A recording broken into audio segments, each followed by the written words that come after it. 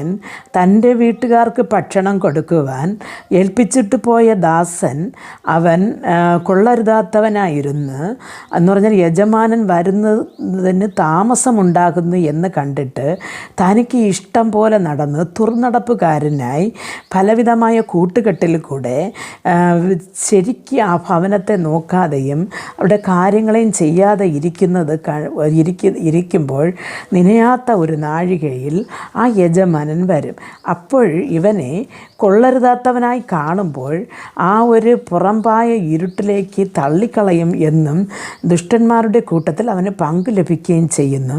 അവിടെ കരച്ചിലും പല്ലുകടിയും ഉണ്ടാകും എന്ന് പറയുന്നു. പ്രിയ ദൈവമക്കളെ, ദൈവം നമുക്ക് തന്നിരിക്കുന്ന ജോലി കറക്റ്റായിട്ട് ചെയ്യാതിരുന്നാൽ ഒരു കുടുംബത്തെ നോക്കുന്നതായിരിക്കാം, അല്ലെങ്കിൽ ഒരു സഭയെ നോക്കുന്നതായിരിക്കാം, നാം എവിടെയായിരിക്കുന്നുവോ അവിടെ വിശ്വസ്തദാസൻ